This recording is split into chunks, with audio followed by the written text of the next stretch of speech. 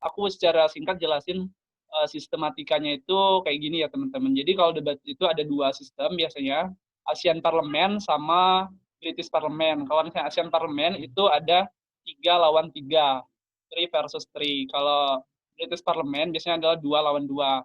Nah biasanya kalau debat bahasa Indonesia mereka mostly kebanyakan menggunakan 3 lawan 3. Biasanya untuk 2 lawan 2 itu adalah debat bahasa Inggris yang sering kita lihat, yang kita saksikan di lomba-lomba debat bahasa Inggris itu mereka biasanya pakai sistem British Parliament itu 2 lawan 2. Nah jadi di sini aku bakal lebih lanjut jelasin tentang yang ASEAN Parliament yang 3 lawan 3 karena biasanya yang banyak digunain untuk debat itu ya yang ASEAN Parliament yang 3 versus 3. Aku juga lebih sering menggunakan debat ASEAN Parliament sih kalau dalam perlombaan. Itu secara singkat untuk sistematikanya ya. Jadi teman-teman kalau misalnya lihat ada yang 2, ada yang 3, itu ya perbedaannya. Oke, bisa next. Nah, kemudian apa sih yang dinilai dalam perdebatan gitu, dalam lomba perdebatan itu? Sebenarnya simpel, nggak terlalu banyak banyak penilaian, cuma 3 ini, dan 3 ini tuh udah formal banget, udah di ini fotonya foto aku pas debat ya, biar kelihatan lebih hidup presentasinya. Nah, ini, biasanya 3 ini udah aturan baku ya di setiap lomba perdebatan pasti 3 ini yang menjadi penilaian, yaitu manner, matter, dan method. Nah, kalau matter itu adalah, bagaimana materi yang kalian sampaikan gitu. Misalnya mosinya itu full day school, misalnya melarang siswa untuk sekolah sampai sore gitu. Nah, meter yang harus kalian bawakan itu apa gitu, urgensinya. Kenapa mereka tidak boleh full day school atau kenapa mereka boleh full day school. Kenapa kalian pro, kenapa kalian kontra, itu kalian harus jelasin reasoningnya kenapa.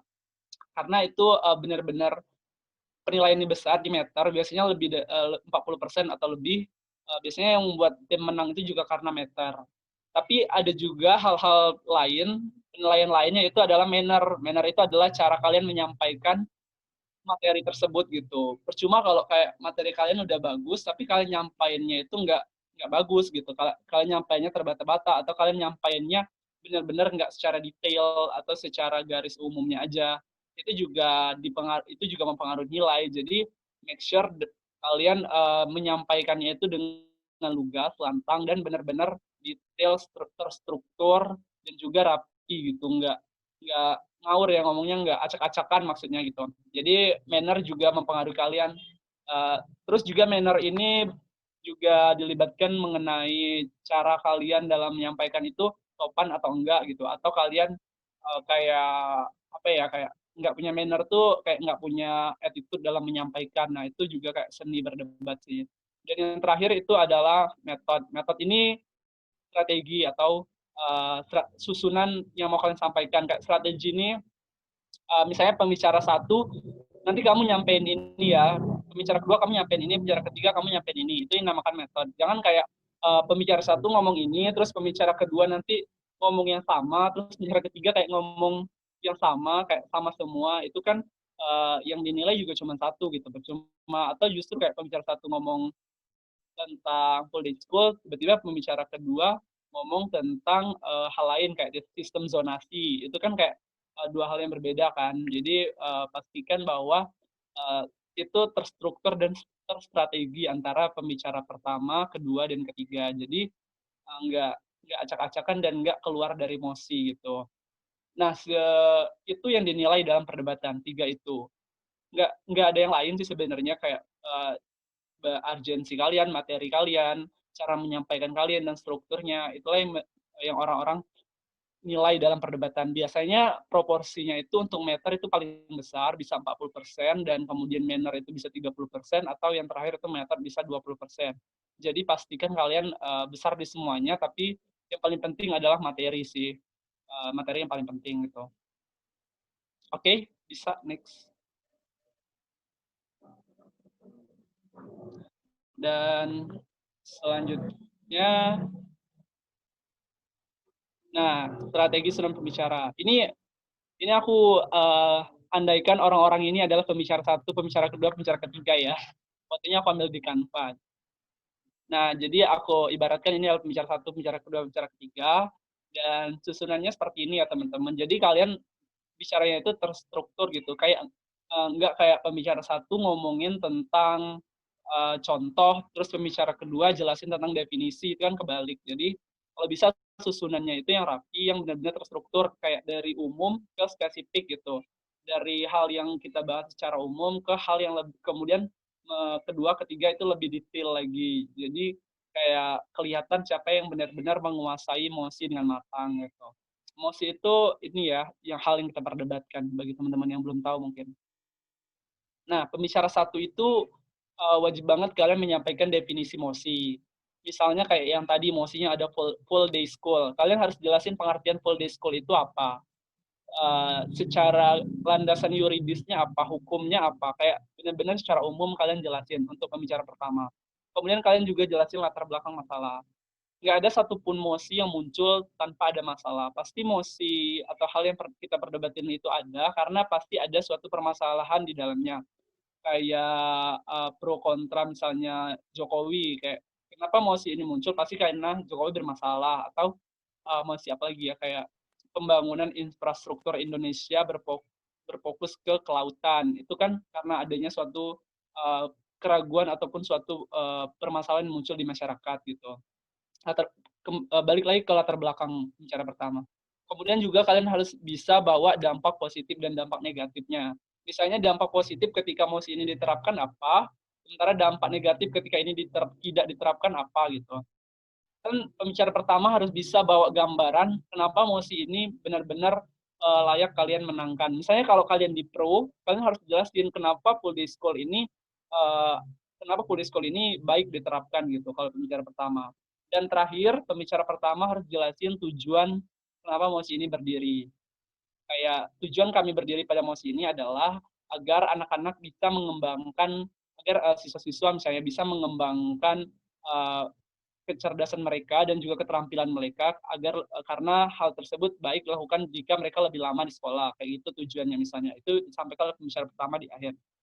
Nah, pembicara kedua itu adalah yang paling detail, teman-teman. Jadi kalau pembicara satu tadi udah secara umum jelasin, pembicara kedua itu lebih detail. Seperti kalian harus jelasin dampak emosi itu terhadap semua lapisan gitu. Misalnya kayak tadi kan emosinya adalah full day school. Jadi dampak full day school terhadap siswa apa, dampak full day school terhadap masyarakat apa, dan dampak full day school terhadap pemerintah itu apa. Jadi semua lapisan itu kena dampaknya gitu. Dan semakin baik kalian menjelaskan dampaknya lebih positif, maka akan semakin besar peluang kalian untuk mempengaruhi juri. Dan juga pembicara kedua ini benar-benar urgent ya, karena dia harus menyampaikan materi yang lebih detail dari pembicara satu. Kalau pembicara satu secara umum, pembicara kedua harus lebih detail lagi. Nah, sementara kalau pembicara ketiga ini biasanya dia nggak boleh bawa argumentasi baru. Pembicara ketiga ini harus berpatokan ke satu dan dua. Jadi pembicara ketiga tugasnya itu adalah mengelaborasi ya. Artinya dia bisa kayak memberikan, kan pembicara satu udah nyampein argumen nih. Nah, pembicara ketiga bisa nyampein dalam bentuk contoh kasus misalnya, dalam bentuk contoh kasus atau dalam bentuk perbandingannya dengan daerah-daerah lain gitu. Dan juga pembicara ketiga harus bisa membandingkan antara proposal atau solusi mana yang paling baik gitu, tim pro atau tim kontra. Jadi pembicara ketiga harus bisa memperlihatkan perbandingan itu ke dewan juri, mana proposal, mana solusi yang paling bagus antara kedua tim. Jadi juri bisa ngelihat nih kalau misalnya udah dijelaskan perbandingannya, oh kayaknya emang tim ini yang bagus gitu. Itu juga tugas dari pembicara ketiga. Dan ingat, pembicara ketiga itu harus membidas ya, terutama, atau merebattle, yaitu adalah kayak kalian harus menyanggah apa kebenaran yang disampaikan oleh tim lawan gitu, agar kalian nggak kelihatan kalah di depan dewan juri. Oke, itu sih untuk susunan PR 1, 2, dan 3. Jadi susunannya itu dari umum ke detail ya. Jangan diacak-acak kayak gitu. Jadi itu kayak lebih lebih terstruktur sih. Itu juga masuk ke metode. Oke, next. Terus susunan pembicara. Nah, tadi aku jelasin tentang bidasan atau rebuttal. Jadi ini bidasan ya, sanggahan. Mungkin bagi teman-teman yang belum terlalu paham tentang bidasan atau battle, jadi itu tuh kayak interupsi gitu. Kalian selama tim lawan ngomong, kalian boleh interupsi gitu, boleh boleh ngebidas. Apakah disetujui atau enggak. Terus juga bidasan itu juga bisa disampaikan pada saat kalian speech atau pidato.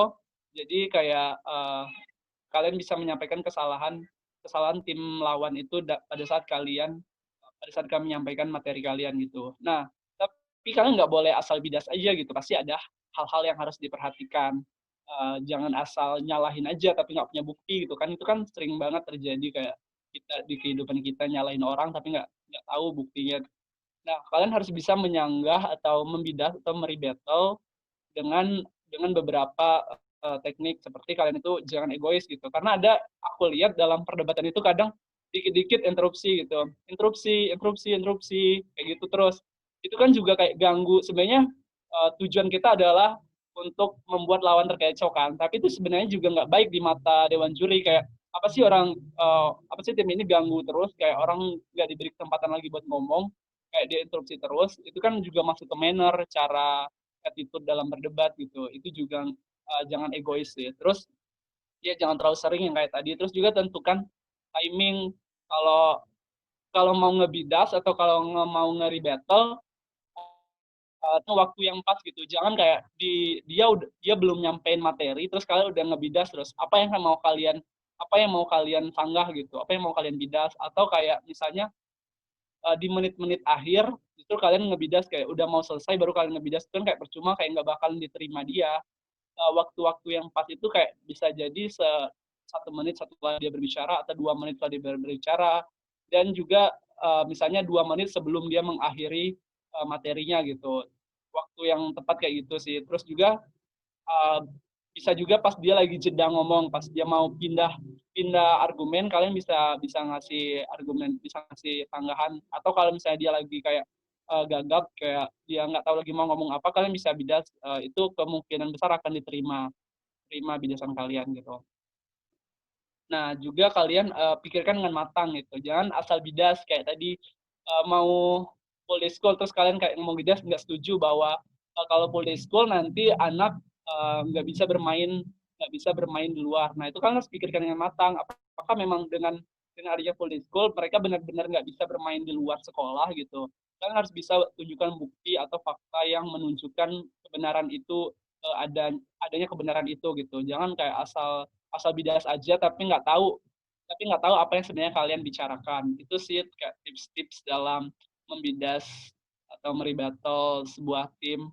Jadi ya itu sebenarnya bidasan itu sebenarnya nggak terlalu penting, nggak terlalu dinilai sih, tapi itu penting untuk menunjukkan kualitas tim kalian.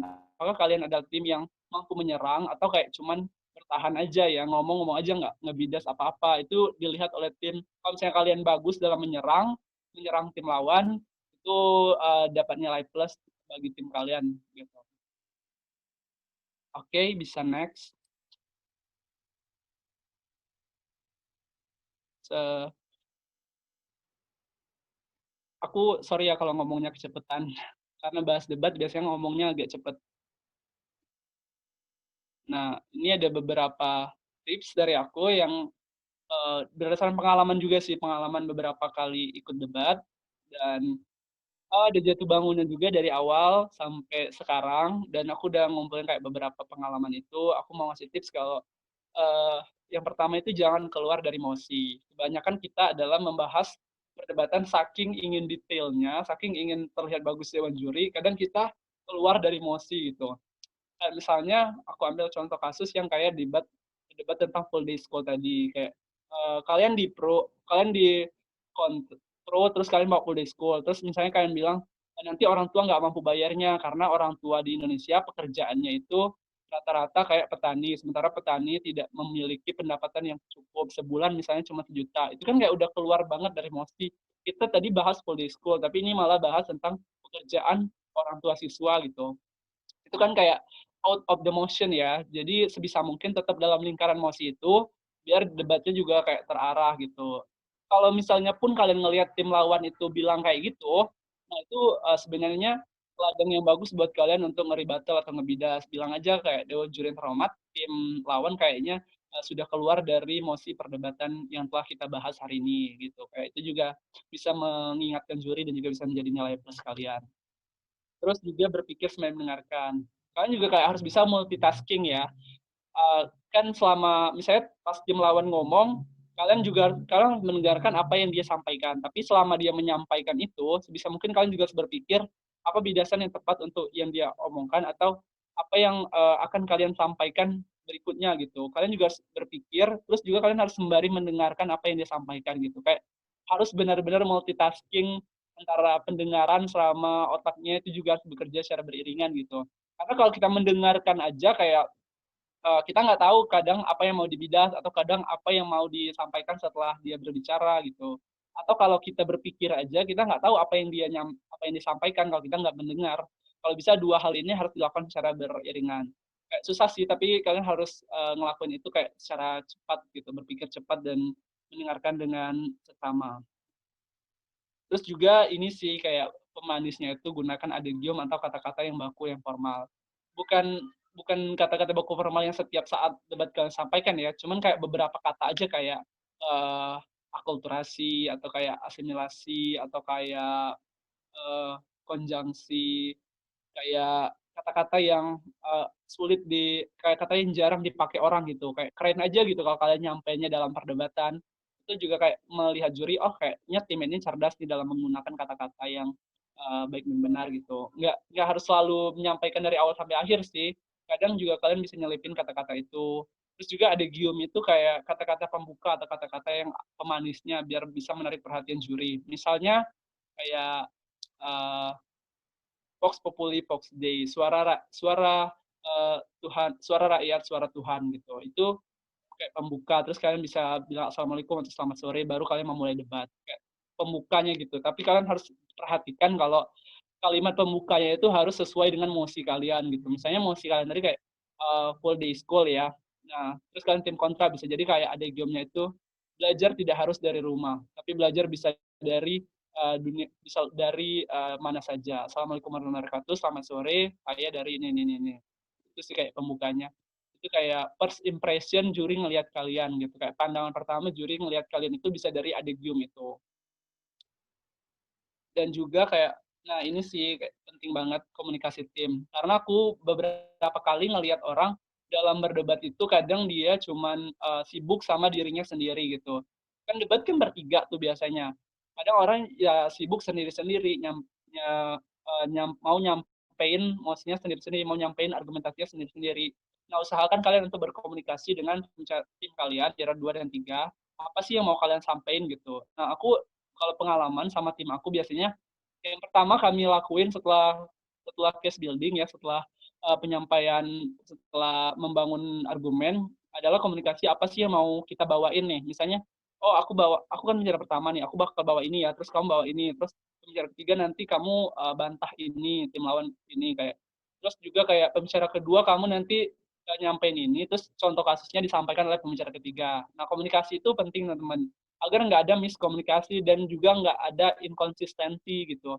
Karena banyak banget aku lihat tim yang nggak konsisten gitu, kayak pembicara satunya ngomong kayak gini, pembicara keduanya malah ngomong kayak gini. Itu kan kayak kadang ini kan nggak konsisten gitu, dan ini malah jadi kelemahan tim lawan, tim karena mereka nggak konsisten. Jadi sebisa mungkin harus ada komunikasi yang baik agar yang kalian sampaikan itu sama, nggak ada yang beda dan juga terstruktur gitu. Jadi benar-benar juri bisa ngelihat mana mana tim yang tim work-nya bagus dan mana tim yang kadang kerjanya sendiri-sendiri gitu. Nah, itu sih beberapa tips dari aku. Mungkin juga ada tips-tips lain yang mungkin nanti aku sampaikan mungkin di next pertemuan. Untuk kali ini kayaknya itu aja, lebih ke sharing-sharing session aja ya bagi teman-teman yang mau belajar debat. Karena debat itu sebenarnya nggak susah, cuman lebih ke praktis, lebih ke latihan. Bagaimana kalian banyak-banyak berlatih, terus juga kayak banyak-banyak membaca dan banyak-banyak memahami keadaan sekarang. Biasanya mosi yang keluar itu adalah mosi yang lagi trending atau lagi hangat diberbicarakan gitu. Jadi kayak banyak-banyak berbicara, banyak-banyak berdiskusi, itu kayak bisa jadi tips kalian untuk berdebat gitu. Urusan cara berbicara, kalau kalian orangnya gugupan, itu tergantung ke bagaimana kalian menanggapinya, kayak bagaimana kalian berani untuk berlatih gitu, karena nggak semua orang langsung mahir berbicara ya. Jadi kayak tergantung kalian seberapa serius mau latihan debat, itu tergantung kalian untuk berlatih gitu sih. Untuk kayaknya itu aja dulu dari aku ya. Mungkin kalau bisa ada pertanyaan bisa disampaikan di sesi pertanyaan. Sorry kalau ngomongnya kecepatan karena biasa debat kan ngomongnya harus cepet kan, kayak dikejar waktu, pembicara satu itu kayak misalnya 5 menit, jadi harus benar-benar memanfaatkan waktu yang baik dan benar. Oke, itu aja mungkin dari aku kembalikan ke Dimas. Makasih. Oke, sama-sama Kak. Nah, itu tadi materi dari Kak Alok. Nah, semoga teman-teman, kakak-kakak dan peserta mampu memahaminya ya dan mampu mengimplementasikannya. Lanjut ya, kayaknya langsung ke itu motivasi dari pemateri. Nah, untuk Alok, boleh kasih kayak dorongan, kayak motivasi gitu untuk para peserta nih biar lebih semangat minggu depan simulasinya. Pada Kak Alok, silakan. Motivasi ya. Sebenarnya yang kenapa sebenarnya aku tertarik ikut debat ataupun aku benar-benar interest sama yang namanya debat itu karena aku ngerasa kayak ini adalah passion aku gitu. Jadi semisal mungkin kalian harus berkembang dengan passion. Karena apa? Karena kalau misalnya kalian melakukan sesuatu secara terpaksa gitu hasilnya juga nggak maksimal. Kayak aku nggak terlalu suka menulis paper ilmiah gitu. Dan itu juga nggak akan terlalu berkembang gitu karena aku juga nggak punya interest di situ. Tapi kalau aku sebenarnya suka debat, terus aku benar-benar melatih diri aku untuk berdebat. Itu juga akhirnya akan membuahkan hasil, teman-teman. Karena kemauan dan juga skill itu akan memberikan suatu hasil yang positif. Dan juga kalau aku juga sempat buat caption sebelumnya ngejelasin tentang pelatihan debat ini kalau Warren Buffett pernah bilang bahwa harga kamu itu naik setidaknya 50% hanya dengan belajar komunikasi. Dan debat ini adalah salah satu platform untuk kamu belajar komunikasi. Karena di sini kayak kita berdiskusi, kita berpidato, kita menyanggah tim lawan, kita kayak berpikir sembari berbicara, itu adalah melatih komunikasi kalian. Dan orang yang bisa komunikasi itu adalah orang yang menurut aku keren atau orang-orang yang hebat, karena nggak semua orang itu bisa berkomunikasi secara lancar gitu. Dan kalau misalnya kalian orang yang gugupan atau orang yang kadang malu untuk berbicara atau malu untuk menyampaikan pendapat, dan debat ini adalah salah satu platform yang benar-benar bagus buat kalian ngelatih itu. Karena di sini kita benar-benar bukan cuma belajar ngomong, tapi belajar berpikir sembari berbicara gitu. Jadi kayak kalau kalian emang benar-benar punya passion di sana di debat, terus develop skill debat kalian, insya Allah itu akan menghasilkan sesuatu yang worth it didapatkan gitu. Jadi tetap belajar dari passion, tetap berkembang dari passion. Itu sih motivasi singkat dari aku.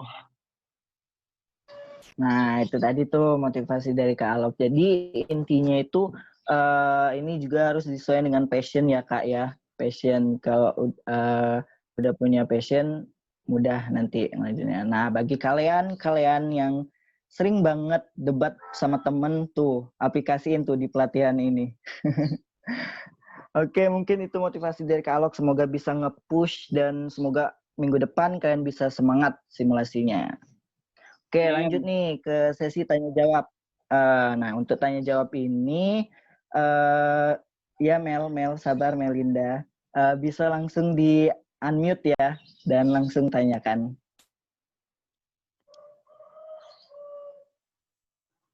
Assalamualaikum Kak. Waalaikumsalam. Aku mau nanya Kak, ini 3 sekaligus nggak apa-apa ya, biar nggak berantakan, jadi langsung 3 aja. Pertama Kak, Perkenalannya dulu tolong. oh ya lupa, maaf. Dulu tolong. Perkenalkan, saya Melinda Wulandari dari KEIMI, Angkatan 2019, Ekonomi Pembangunan. Saya mau nanya Kak, ini terkait yang pertama, yang materi pembicara satu tadi. Kan tadi enggak deng. Waktu itu saya nonton di beberapa lomba debat yang ada di YouTube, kebanyakan mereka itu suka ngasih model atau mekanisme. Nah, tapi ada juga yang nggak ada model sama mekanisme, Kak, gitu. Kira-kira mesti seperti apa sih yang butuh model dan mekanisme? Itu pertanyaan pertama. Pertanyaan kedua, yang Sebelumnya, Mel, itu maksudnya model mekanisme mosi itu kayak mosi yang dijelaskan lebih jelas ya, atau gimana? dia nih misalnya gini, Kak. Tadi aku nonton mosinya apa mosinya tadi ya? Lupa. Mosinya gini, Dewan ini meyakini bahwa pemerintah harus menentukan pilihan jurusan bagi mahasiswa baru perguruan tinggi negeri. Dan pembicara satu dari tim pemerintah itu ngasih mekanisme, Kak. Tapi ada lagi mosi yang waktu itu aku nontonnya di mana, tapi aku lupa mosinya apa. Dia itu nggak pakai mekanisme gitu. Why? Ini Oke, mau langsung paham. Kakak jawab atau aku ceritain yang pertanyaan yang lain dulu? Mungkin boleh pertanyaan kedua yang lain. Oke. Pertanyaan kedua, yang pembicara kedua nih, Kak. Tadi kan di screen tadi ada bagian urgensi utama. Nah, waktu itu aku pernah dibilangin sama kakak tingkat kalau urgensi utama itu disampaikan pembicara satu. Jadi sebenarnya urgensi utama itu disampaikan pembicara satu atau dua ya? Yang mana yang benerin? Nah, itu pertanyaan kedua. Nah, pertanyaan ketiga, soal rebuttal ini, soal bidasan. Nah, di poin 1 kakak bilang jangan egois saat melakukan bidasan. Nah, berapa kali saya melihat di lomba-lomba itu ada yang interupsinya itu langsung tiga-tiganya tunjuk tangan kayak gitu. Sebenarnya itu boleh apa enggak sih, Kak? Tunjuk tangannya langsung bertiga tapi yang ngomong cuma satu gitu. Oke, makasih, Kak. Oke, terima kasih Melinda. Ngeborong ya Mel pertanyaannya Mel. Ngeborong langsung 3 ya Mel. Oke, kalau mau langsung dijawab silakan. Oke, terima kasih ya Mel. Kayaknya udah nonton video debat dulu ya sebelumnya tadi. Kayaknya aku tahu itu video apa itu KDMI 2018 nggak sih? Betul. Oke, aku coba jawab ya. Mungkin dari pertanyaan pertama dulu. Mekanisme atau itu bisa juga disebut kayak proposal sih, kayak solusi mekanisme yang mau kalian sampaikan. Nah, itu sebenarnya balik lagi ke gimana mosi itu gitu. Kayak yang tadi kan mosinya adalah mewajibkan pemerintah untuk menentukan jurusan bagi mahasiswa baru di perguruan tinggi negeri.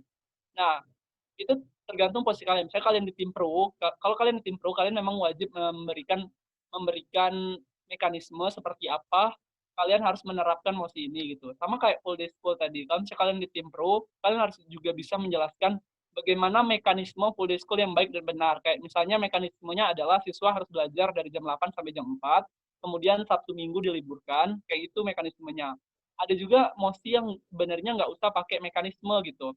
Kayak apa ya, mosi yang nggak pakai mekanisme kayak LGBT kan, ada pro kontra LGBT kan. Nah, itu kan kayak nggak perlu pakai mekanisme ya. Kalau kalian misalnya pro LGBT ya jelasin aja kenapa pro nggak usah pakai sistematika gitu kan. Itu kan nggak perlu pakai sistematika. Nah, jadi balik lagi ke mosi sih Mel. Kalau misalnya mosinya itu adalah suatu kebijakan tuh kayak tadi ya, split school atau menentukan jurusan bagi mahasiswa baru. Bentuk kebijakan pasti menuntut mekanisme dari pembicara pro misalnya. Tapi misalnya kalau mosinya itu kayak bukan kebijakan tapi suatu isu biasanya dia nggak harus ada mekanisme sih. Jadi kayak balik lagi ke mosi. Terus juga oke, jauh ini paham ya pertanyaan pertama. Oke, sekarang pertanyaan kedua itu urgensi utama. Itu baiknya di pembicara pertama atau pembicara kedua. Nah, urgensi itu sebenarnya bagusnya itu di pembicara kedua sih bagi aku. Karena pembicara pertama itu udah clear banget tadi aku jelasin kayak dia harus jelasin latar belakang masalah, dia harus jelasin definisi, landasan yuridis, terus dia harus jelasin dampak positif dan dampak negatif kalau mesin ini diterapkan. Jadi kayak pembicara pertama itu cuma nyampain secara garis besar argumentasi kalian, kenapa kalian pro, secara garis besar. Nah, baru pembicara kedua itu secara lebih detailnya lagi, secara urgensi yang benar-benar utamanya gitu. Jadi pembicara kedua tuh udah bawa landasan, benar-benar bawa landasan utamanya. Jadi kayak pembicara kedua nggak perlu bakal ngulang lagi. Jadi cuman kayak lebih mendetail atau lebih mengkerucutkan argumentasinya lagi gitu. Itu ya, jadi kayak sebenarnya nggak apa-apa sih pembicara pertama mau nyampain urgensi utamanya, tapi nggak usah terlalu detail dulu. Lebih baik detailnya itu disampaikan oleh pembicara kedua.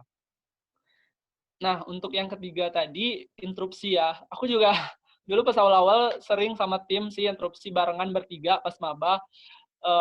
Itu sebenarnya didapat dari tim lawan juga, terinspirasi dari mereka. Itu tuh kayak apa ya, kayak sebenarnya lebih ke manner sih, kayak seni dalam berdebat gitu. Tapi kalau pertanyaannya boleh atau enggak, kalian lihat dulu lombanya di mana. Kalau misalnya sebenarnya kalau dalam lomba debat nasional itu ada polanya ya teman-teman. Kalau lomba debat di Sumatera itu cenderung dia lebih mengutamakan manner. Orang yang berbicaranya itu kayak mendayu-dayu atau dia yang menggunakan kreativitas. Tapi kalau misalnya debat di Jawa, dia lebih mengutamakan meter. Nggak peduli kayak pembuka penutup kalian kayak gimana, masa kreativitas apa kalian menyampaikannya. Asalkan materi kalian bagus, ya mereka cuma nilai materi gitu. Itu kalau debat di Jawa. Nah, pertanyaannya boleh nggak sih interupsi yang langsung bertiga, tapi yang ngomongnya cuma satu, itu boleh. Aku saranin kalau lombanya cuman di Sumatera gitu. Tapi kalau lombanya di Jawa, itu kayaknya nggak usah deh dipakai karena itu nggak dinilai, malah kayak itu kayak dapat nilai minus kalian gitu. Tapi kalau lombanya di Sumatera, it's okay sih, nggak apa-apa dipakai.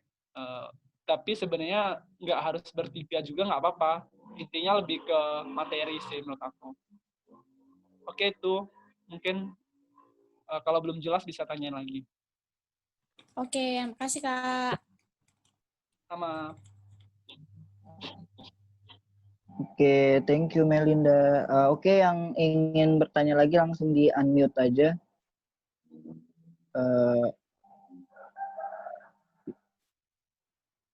Ada lagi yang ingin ditanyakan? Sebelumnya udah ada yang sering ikut debat ya di sini. Tuh yang nanya tadi tuh Kak. Aku baru angkatan 2019 sudah sering kan. Baru Iya berapa? sih. 3 kali Kak. Kalah semua Kak, kalah semua. Kalau di awal-awal ya kalah dulu kan nggak apa-apa. Tahu Mel, nggak apa-apa Mel. Oke, ada yang ingin ditanyakan? Silakan di unmute. Oke. Aku selagi nunggu pertanyaan ya, juga mau ngasih tips sih. Kalau dalam berdebat itu kalian bisa bawa perspektif masa lalu sama masa depan gitu. Maksudnya kayak apapun mosinya itu kayak misalnya mosinya full day school ataupun mosinya adalah kayak pemerintah wajib menentukan jurusan bagi mahasiswa. Kalau maksudnya membawa perspektif masa lalu itu apakah mosi ini pernah diterapkan di masa lalu gitu. Kalau pernah, apakah ini berhasil?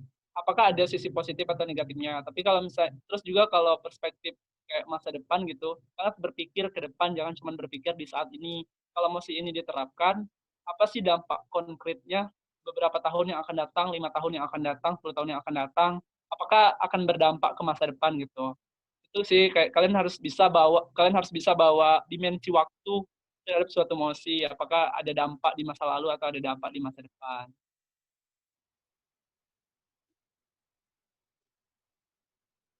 Tipsnya ya. Nanya lagi Kak. Nanya lagi. Ya, silakan Melinda. Banyak ya Mel. Kan ada tuh kan lupa kan Dimas sih tadi mau nanya apa? Ingat-ingat dulu. Oh. Ayo di refresh dulu. Makanya jangan dipotong, lupa. Oh iya Kak, yang di KDMI 2018 itu kan pembicara satunya tuh nggak ngasih tahu definisi gak sih Kak? Dia langsung ngasih tahu konteks, terus langsung ngasih tahu model, habis itu argumentasi. Nggak apa-apa itu Kak?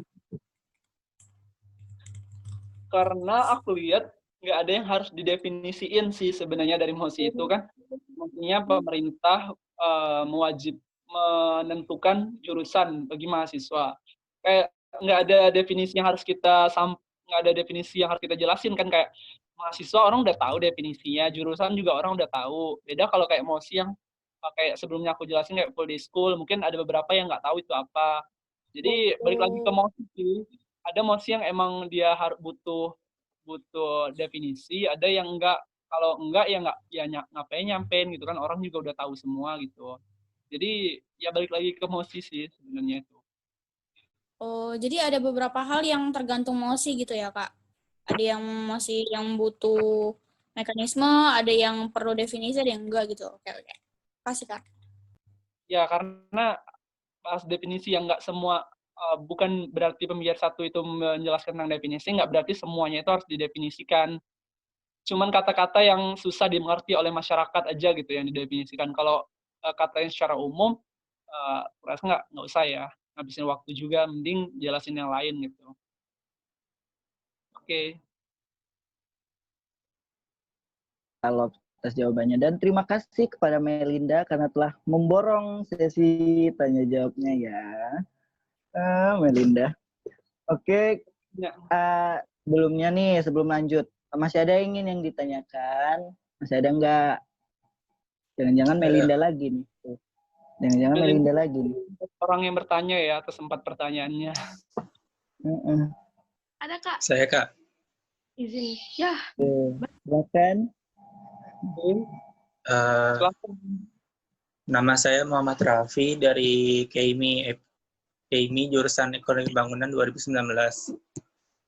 Saya ingin bertanya, tadi kan kalau tidak salah ada waktu yang tepat untuk membidas itu, salah satunya tuh 1 atau 2 menit sebelum lawan bicara itu menutup argumen. Jadi bagaimana kita tahu lawan bicara itu mau menutup argumen, jadi cara yang tepat untuk tahu buat membidas itu. Terima kasih. Oke, sebenarnya terima kasih ya Rafli atas pertanyaannya. Sebenarnya ada dua tipe ya. Pertama adalah orang yang menghabiskan waktu yang tadi ditentukan, ada orang yang nggak menghabiskan gitu. Karena di debat itu kan udah ada waktunya ya, udah ada mekanisme waktunya, kayak pembicara 1 biasanya 5 menit, pembicara 2 7 menit, pembicara ketiga 7 menit, dan biasanya ditampilin juga waktunya. Nah, kalau tipe orang yang habisin waktunya itu, benar-benar dia ngabisin waktu 7 menit, kalian bisa ambil ancang-ancang gitu.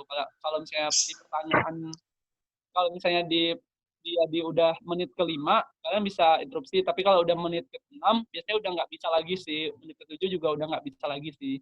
Cuman ada tipe yang dia nggak ngabisin waktu, kadang udah baru 3 menit, baru 4 menit, dia udah selesai gitu. Kita kadang nggak nebak, baru mau bidas, kadang dia udah stop duluan, udah selesai duluan. Itu kayak susah sih kita nentuin timingnya.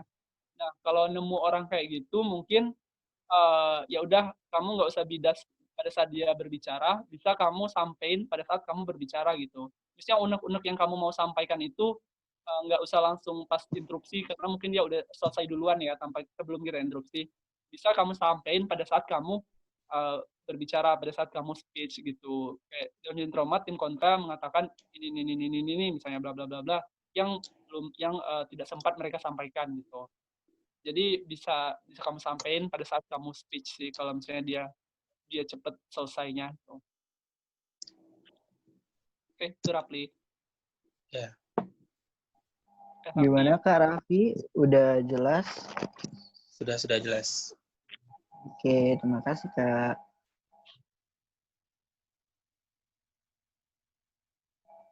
Sekali lagi diingatkan, masih ada yang ingin bertanya atau nggak ada?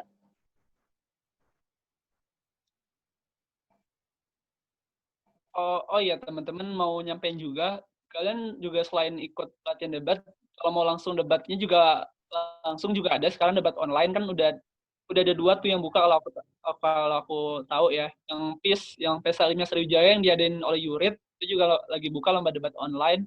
Sama yang di Hima Sosiologi Universitas Andalas juga lagi buka debat online. Jadi kalau misalnya kalian udah tertarik terjun ke kompetisi debat, kalian bisa ikut lomba debat itu. Lomba debat online nggak apa-apa dulu kalau sekarang. Setelah corona berakhir baru debat offline.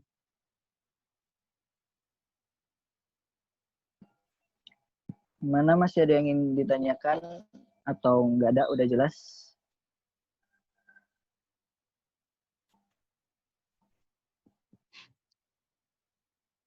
Kayaknya udah jelas deh Kak, kayaknya ya. Kamu nanya lagi. Udah, kamu. Ya silakan Melinda. Eh, Kak, kalau lomba debat yang di Jawa itu biasanya pas bedah mosinya itu boleh bawa HP apa enggak sih? Soalnya yang kemarin di Sumatera kayaknya masih ada yang boleh bawa HP. Nah, itu tergantung mekanisme panitia ya. Mereka memperbolehkan atau enggak. Biasanya mereka memperbolehkan bawa HP itu kalau mosinya impromptu atau mosinya dadakan. Yang enggak dikasih tahu H- berapa hari gitu. Yang cuman kayak dikasih tahu pada saat mau debat. Kayak mosinya itu rahasia gitu. Tapi pas mau debat baru dikasih tahu. Nah, itu biasanya boleh menggunakan HP. Tapi kalau misalnya mosinya udah dikasih tahu H-7 hari atau H-10 hari sebelum perlombaan, biasanya nggak boleh gunain HP karena kalian udah nyari materi itu di rumah masing-masing kan. Tapi kalau misalnya mosinya impromptu atau dadakan biasanya boleh pakai HP. Dan biasanya juga kalau mosi impromptu itu biasanya di final atau di semifinal. Kalau misalnya di penyisihan itu biasanya masih menggunakan mosi prepare motion atau mosi yang udah dikasih tahu H-10 hari sih. Tuh. Oke, Gimana makasih Mel? Kak. Oke, terima kasih Melinda. Kayaknya udah ya sesi tanya jawab udah dibabat habis tuh oleh si Melinda tuh. Udah 5 kamu Mel. Bagus banget. Oke, kayaknya sesi tanya jawab kita udahin ya. Semoga jawaban-jawaban yang diberikan oleh Kalok mampu dimengerti oleh kakak dan teman-teman semua. Oke, lanjut ke acara selanjutnya itu acara terakhir penutup. Gak terasa nih udah 1 jaman lebih, udah diskusinya udah berlangsung. Untuk semoga apa yang disampaikan Kalok baik materi maupun jawaban-jawaban dari pertanyaan tadi mampu dimengerti oleh teman-teman sekalian dan juga mampu membuat teman-teman sekalian lebih semangat lagi untuk simulasi tandingnya minggu depan. Oke, saya selaku sebelumnya kita tutup dulu ya Alemong. Oke, ada baiknya kita tutup diskusi kita siang hari ini dengan sama-sama melafazkan lafaz hamdalah. Alhamdulillahirobbilalamin. Oke, saya selaku moderator, mohon maaf apabila banyak tutur kata, kesalahan kata yang menyinggung teman-teman semua. Saya mohon maaf sebesar-besarnya dan kepada Allah saya mohon ampun. Akhirul kalam, wabillahi taufiq wal hidayah. Wassalamualaikum warahmatullahi wabarakatuh. Dan terima kasih Kalok atas materinya. Oh iya, untuk semua mohon kameranya diaktifkan, mau didokumentasi oleh operatornya. Ya silakan berpose ala-ala model kalian yang baik banget. Ya Allah Mel, pose Anda sumpah. Oke, operator boleh Aku perlu digince dulu gak? Boleh Mel, pakai Mel. Mau pakai bedak boleh Mel. Oke, moderator. Oke, operator.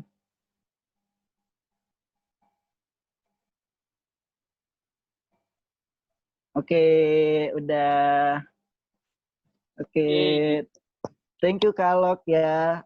Udah mau ngisi pertemuan pada pertemuan pertama. Dan insya Allah minggu depan bisa Kak ya. Jadi materinya lagi. Oke.